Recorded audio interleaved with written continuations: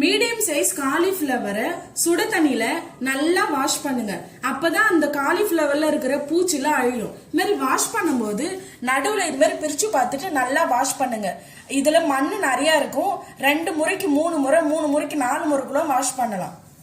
கடலை எண்ணெய் தேவையான அளவு, சால்ட், உப்பு, கார்ன்ஃபிளவர் மாவு 5 ஸ்பூன், ஒரு முட்டை, சிக்கன் 65 மசாலா 2 ஸ்பூன், அரிசி மாவு 1/2 கப்பு, கடலை மாவு 5 ஸ்பூன், சில்லி பவுடர் 1 ஸ்பூன்.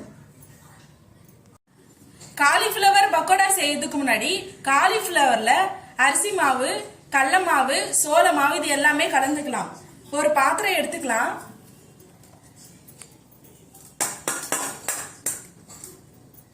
முட்டையை ஃபர்ஸ்ட் உடைச்சு ஊத்திக்கலாம்.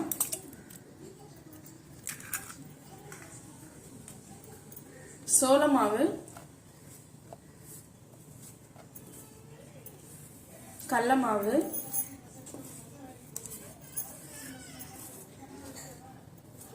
சில்லி பவுடர், சிக்கன் 65 மசாலா, அரிசி மாவு,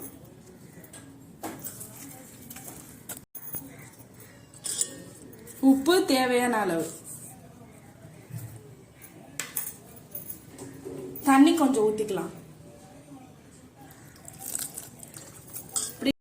நல்லா மிக்ஸ் பண்ணிக்கலாம். மாவு வந்துட்டு கட்டி கட்டே இருக்கும், அதனால நல்லா வந்துட்டு இது பண்ணி விடுங்க. கட்டி கட்டே இருந்தா நல்லா இருக்காது. நல்லா வந்துட்டு மாவு போல இருக்கணும். நல்லா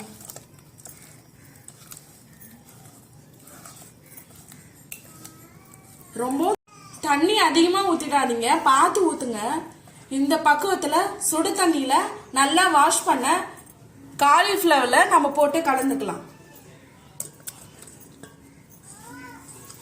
காலிஃபிளவர்ல நல்லா ஆட் ஆகுற மாதிரி வந்துட்டு நல்லா கலக்குங்க.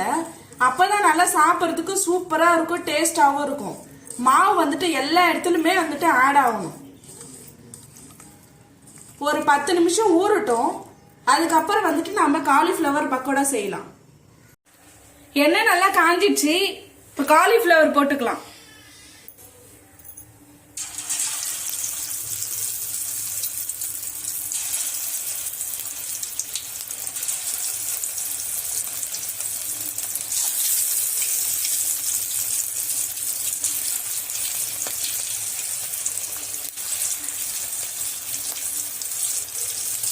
ஒரு 3 நிமிஷம் வந்துட்டு நல்லா வேகணும். அதுக்கப்புறம் இந்த சைடு திருப்பி விட்டுக்கலாம். 3 நிமிஷம் ஆயிடுச்சு. காலிஃபிளவர் நல்லா வெந்துடுச்சு. இப்ப எடுத்துக்கலாம்.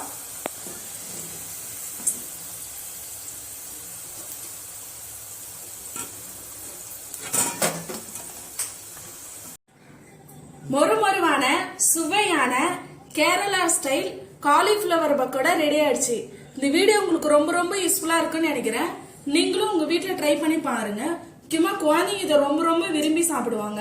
ட்ரை பண்ணி பார்த்துட்டு மறக்காம தூள் சமையல் சேனலை லைக் பண்ணுங்க, ஷேர் பண்ணுங்க, கமெண்ட் பண்ணுங்க அண்ட் சப்ஸ்கிரைப் பண்ணுங்க. தேங்க்யூ.